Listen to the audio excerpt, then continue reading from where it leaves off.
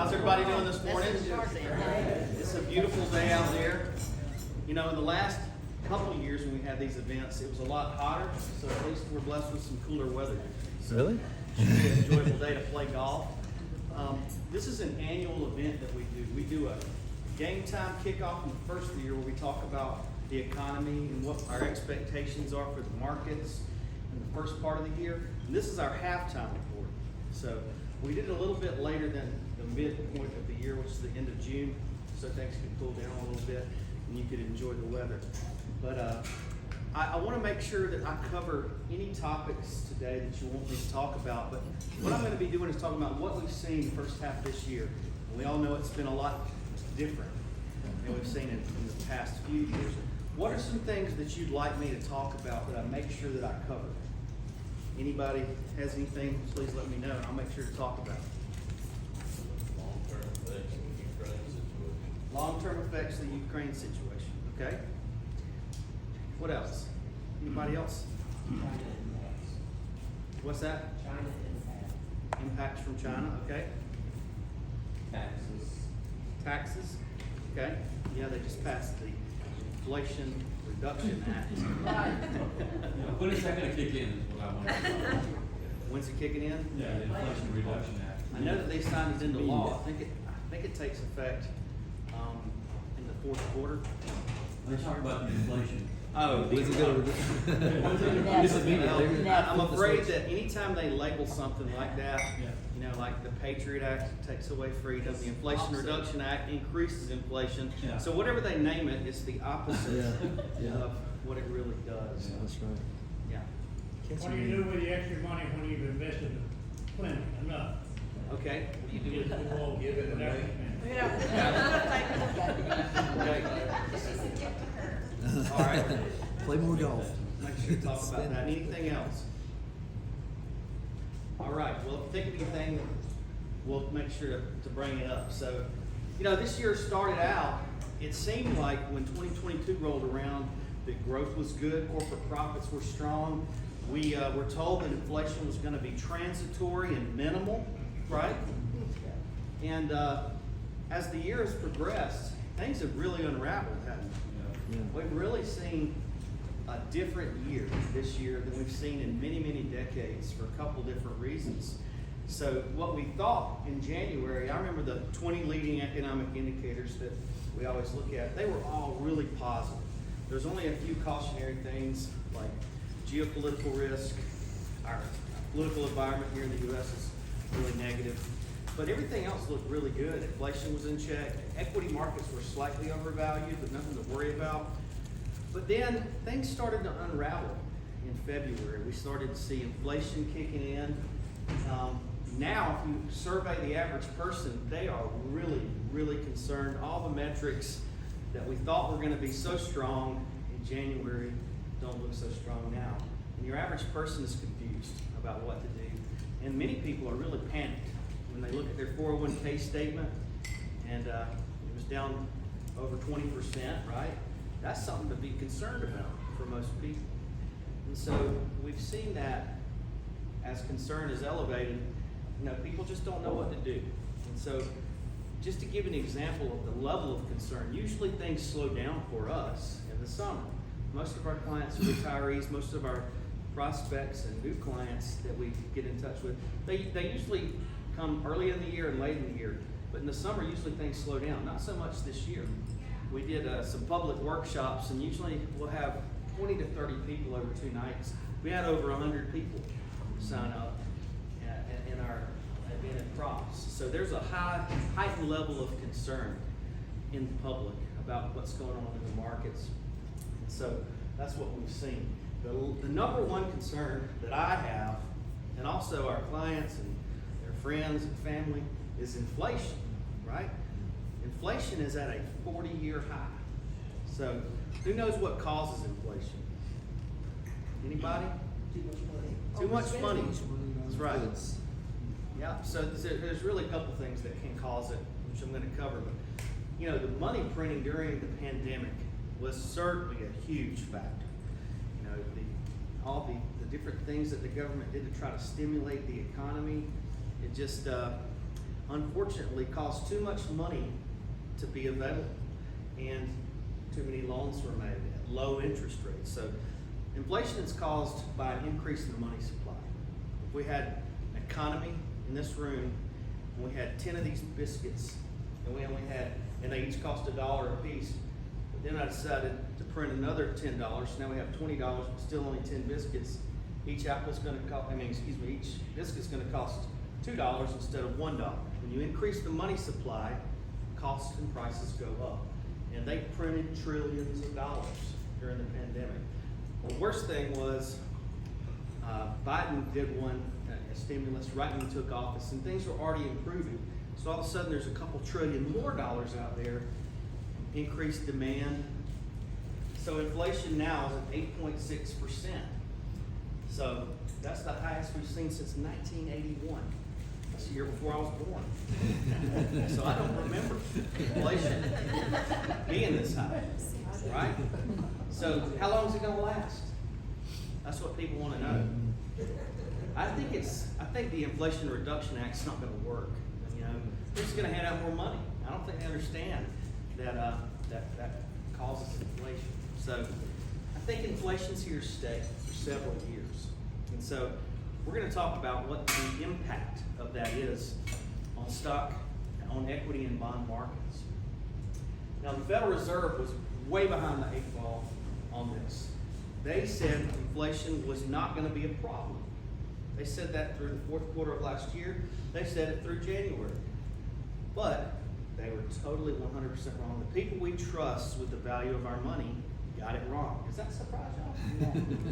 You know, that's really a lot of power for somebody to have. Our central banks have immense power to create money, to increase the money supply.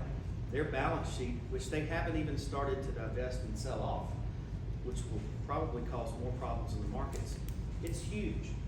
It's over, they increased it $5 trillion during the pandemic. So they decided, you know, to increase the federal funds rate. This is a tool they have to push up interest rates. Now, why would they want to do that?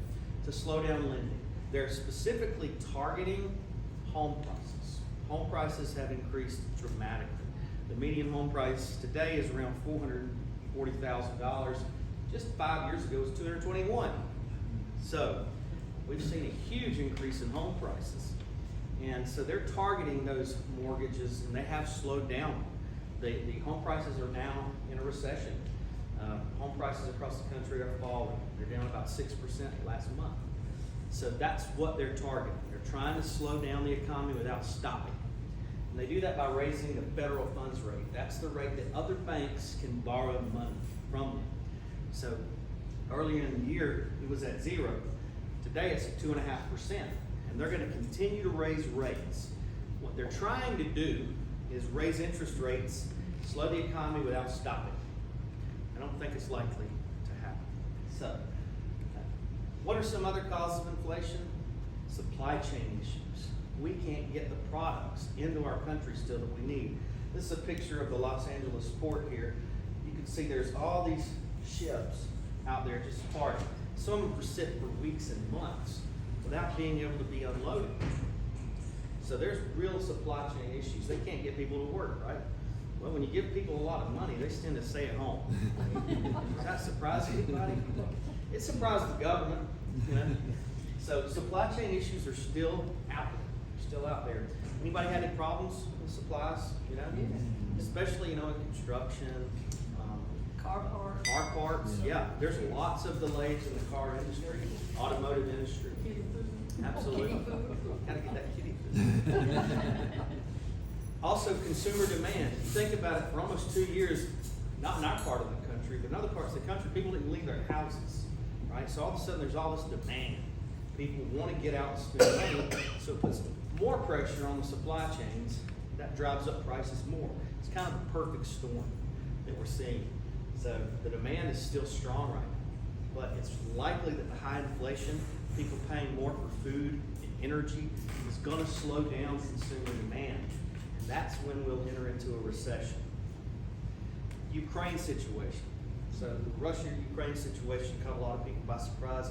most people, most strategists did not think Putin would attack. They thought there was an off chance he may have a minimal invasion. Well, they were totally wrong. So, you know, that really pushed up food prices. There's a lot of wheat and other types of commodities that come out of that part of the world.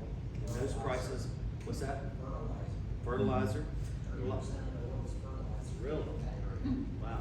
So that slowed the supply of the commodities down, and energy prices, because of a global conflict. Russia supplies a lot of oil to Western Europe, and so that pushed up energy prices too. Now, how's that going to end? I don't really know. I don't think that Russia has any intentions of stopping the war. They're now partnering up with China. You saw it last week. They did military exercises with China jointly. Now that's a concern to me. You know, long term, China is really opposed to Taiwan having its freedom, and the U.S. really is pushing for it. So that's creating tensions. But China really needs U.S. consumers. So they don't really want an all-out war with the U.S. The people that run countries usually are wealthy, and they don't want to lose their wealth, right? So when you have an all-out conflict with a country, it's going to really hurt the pocketbooks of the oligarchs that run China and Russia. So they would rather keep an all-out war with the U.S. off the table. So that's what most strategists think is likely. There'll be other things that they do, but it's not likely we see a full conflict.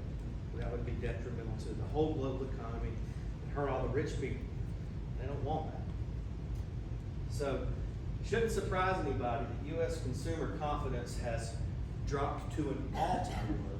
They started measuring consumer confidence. That means, like, how do people feel about the markets and the economy? It's the lowest it's been since they started measuring it in the late 70s. There's never been even during 2008, even during the pandemic, even during the tech boom, or the tech buzz, never before has consumer confidence been as low as it is right now. Does that surprise y'all? Who's confident about the economy? Right? Not many people. We don't seem to have the leadership required.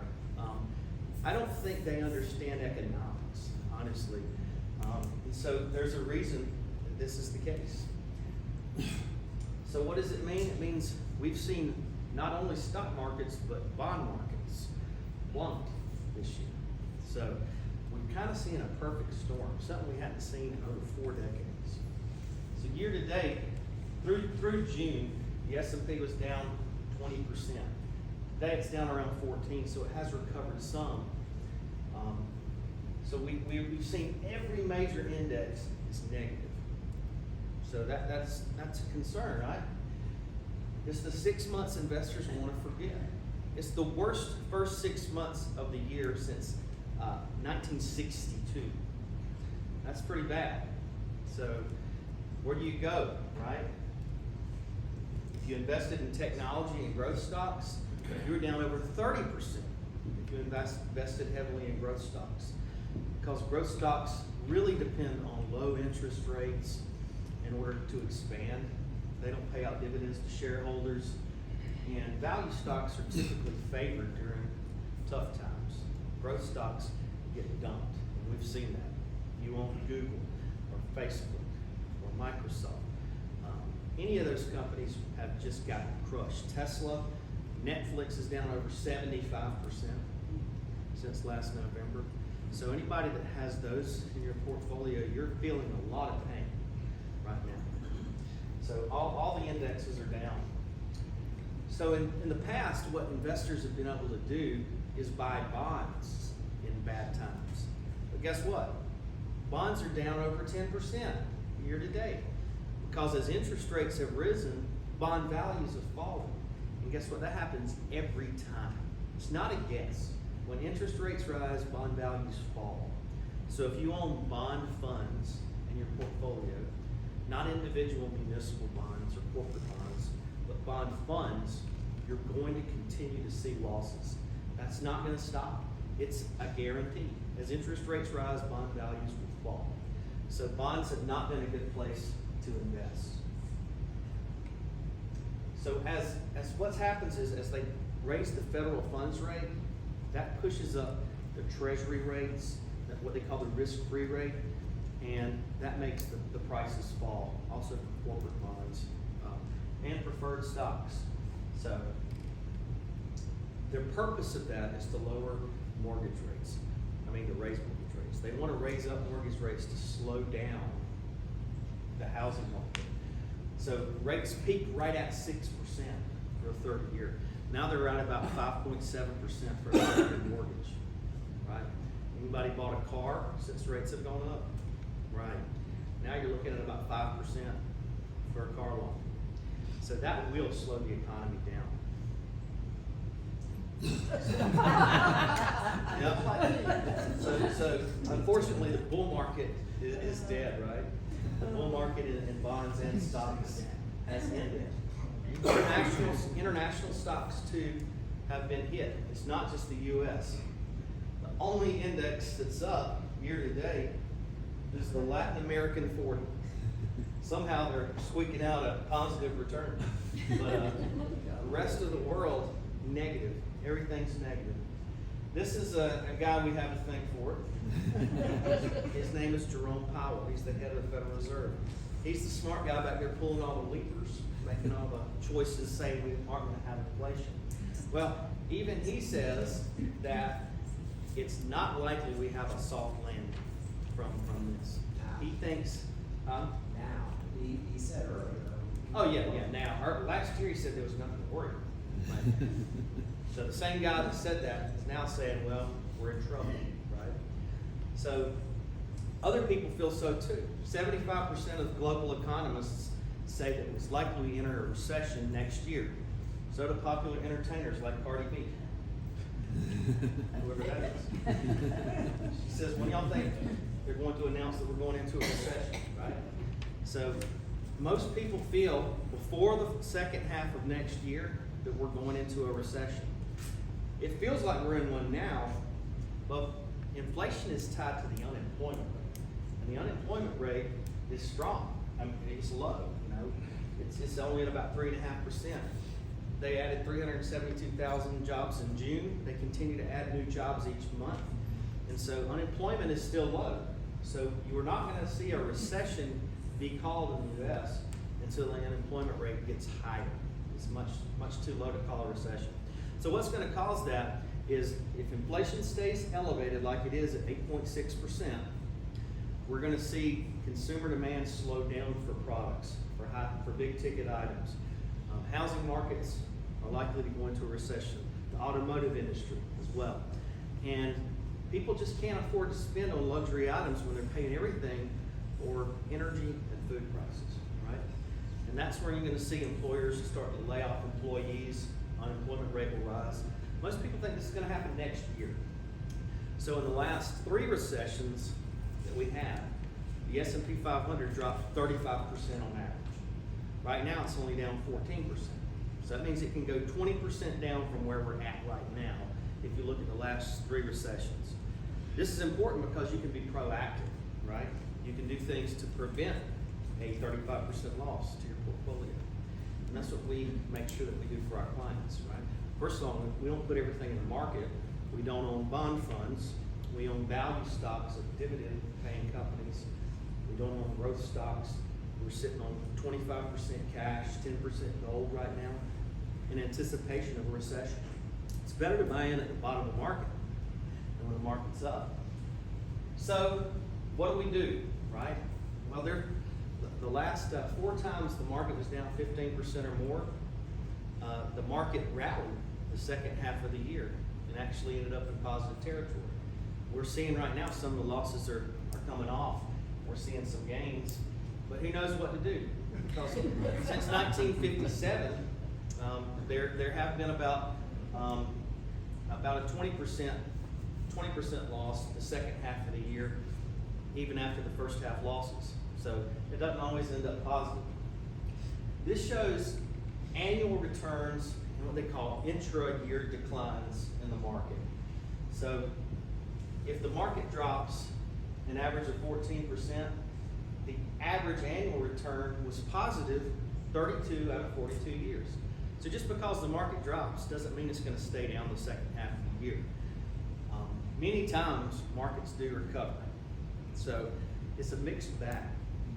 My own feelings are, you wanna be smart and wise with your money. Warren Buffett, he's deployed $51 billion this year after the markets have dropped. So he's put a lot of money into the market. So there's times when you see stocks are on sale. There are a lot of good buys right now. A lot of good buys. Most valuation metrics show what they call PE ratios, price to earnings ratios, are lower than their 25-year average, which means there's a lot of good buys on value stocks. I wouldn't touch growth stocks, tech stocks, or bond funds right now. But if you can pick up shares of Procter & Gamble, if you can pick up shares, of high dividend paying companies, you're gonna see a lot better results than you're gonna see if you buy growth stocks. So that's where we've been deploying capital, but I'm still sitting on a lot of cash because I'm anticipating in the next 6 months a recession, 6 to 12 months. So here's 4 things to remember. There's a lot of variations in returns, but if you look here, there's a lot more positive years than negative years, right? The top gray lines, those are all the positive years in the markets. The bottom ones are the negative years. So your market money should be your long-term growth. Now you don't want your long-term growth money if you're a retiree to drop 35% and take 6 years to recover, right? Because you need to spend it for income, probably in retirement. So you want to be wise about how you invest, even in your equity portfolio. But just remember that there's usually more positive than negative years. But not every year is going to be positive. It's just not how markets work. About 25% of the time, markets are negative. About 75% of the time, markets are positive. The other thing is, when we see major drops, like we saw in 1987, 2009, and 2020, sometimes the markets can recover really, really quickly. Remember 2020? It recovered very quickly during the pandemic. But usually the way that it works is the Federal Reserve drops interest rates to 0. That's the only way we've gotten out of the last 3 recessions. Now what's the problem this time? If they do that, what's going to happen to inflation? It's going to go straight up through the roof. It's going to be like it was in the 70s and early 80s. They don't have the luxury of being able to drop interest rates back to 0. So that's what's gotten us out of the last 3 recessions. I do not think that they're likely to be able to do that, but they may have to. If we go into a recession next year, it wouldn't shock me if they drop interest rates back down, even though they're saying that they won't do that. So in the short term, we could experience more pain. Again, 75% of the time, markets are positive, like you see on the left. On the right, and on the left, 25% of the time, markets are negative. So I'm thinking over the next year, we're going to see some negativity in the markets, unfortunately. Now, do I like it when markets are down? No, I do not. I like it when portfolios are up, when markets are up, for obvious reasons, but that's just not what I'm seeing. The 20 economic indicators that looked so good in January, 15 out of the 20 of them now are negative or neutral, and 17 out of the 20 were all positive in January. So we're seeing erosion of all the fundamentals of the economy happening right now before our eyes. I don't see this reversing course in the short term. So the average return of the S&P 500, which I don't like to benchmark against because they own all those, they're so tech heavy on the S&P, but the S&P average return is 10%. But we don't usually get an average return in any given year. This is the pyramid of returns. On the far left is a negative 50% return. Only one of the years, 1931, was negative 50. So the middle is the 10% return, but you see returns go all over the place. So just because you hear an average rate of return doesn't mean you're going to experience that every year, right? This year we're certainly not seeing 10% returns so far, are we? So remember, you can't just always look at what the average return is. You're going to see negative returns some years, positive returns others. The key is to stay invested. It's your long-term growth money. It's your inflation hedge. it does keep up with inflation better than anything else. Common stocks have outpaced gold, silver, real estate, anything else compared to inflation. Common stocks have been the way to go. So people's expectation is the top line, right? Unfortunately, this is the reality. And our job as advisors is to try to get us as close to the top line as we can, but remind people, hey, we have a plan. You know, we have a plan for your assets, for your income, and we don't have everything in the market. So we're down much, much less than what the markets are. Our goal is to have less than half of the drawdown in the market and get 70% of the upside of the market. And for most of our clients, we have money outside of the market where they take their income from. So you don't have to worry about the short-term impact on income because we're taking your income from safe asset classes. And we also are losing a lot less than what the overall market is doing. So it's important to focus on what we can control. We can control risk, how much risk you take. We control the cost of when we buy stocks. We can control when we buy the stocks. We can help you control your behavior, right? Right? Like sometimes people want to buy when markets are expensive and sell when markets are cheap. That's not good behavior. What we can't control is return. Markets return at unexpected times. Markets are not rational, are they? So a good advisor is going to help us control these things. When we were born into the world, we were born into a risky world, right? None of us are getting out of this place alive, right? Nobody's getting out alive. He didn't know that. He learned one thing today. Nah, but we can reduce, transfer, and manage risk, and that's what we do.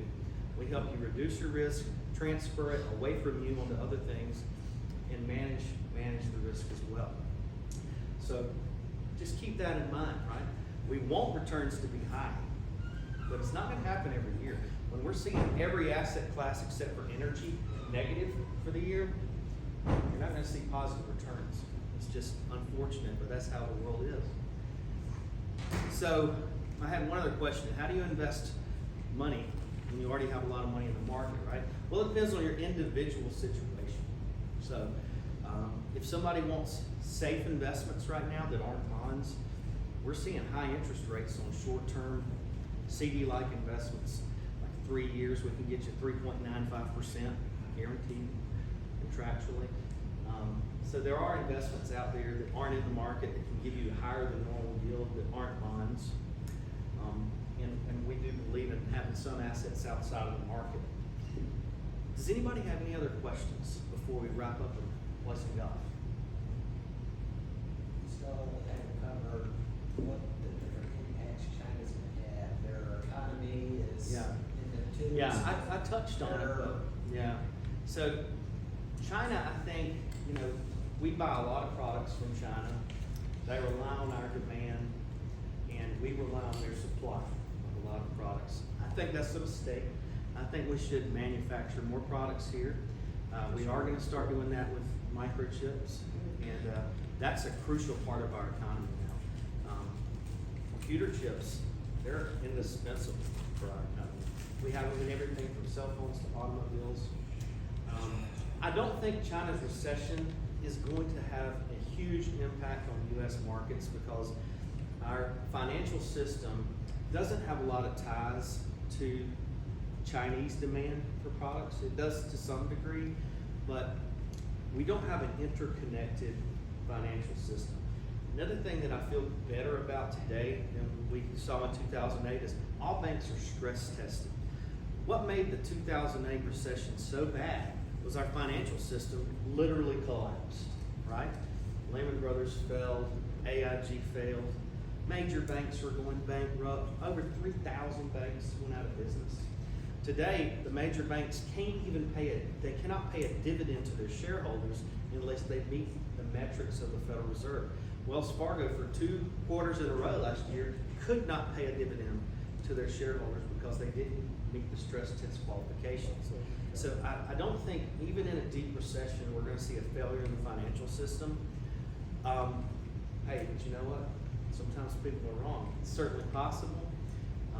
When we do have a recession, Warren Buffett said, you know, when the tide goes out, we see who's not wearing a bathing suit. Yeah. And so it's important to have things in order before a recession hits. And I do think that we're gonna see minimal impact from China on US financial systems. That's my opinion. Any other questions? So the outlook isn't great, but we have already taken steps to help protect assets. We own value stocks. They perform a lot better. They pay dividends 25 to 50 years. Earnings increases 7 in the last 12. Dividend increases 7 in the last 12. A-rated with the S&P. And we're sitting on cash and gold in anticipation of a recession. So that's our outlook, and that's what we've done to help protect your assets. So if there's no other questions, we'll wrap up. All right. Thank you guys so much, and hope you enjoy your golf.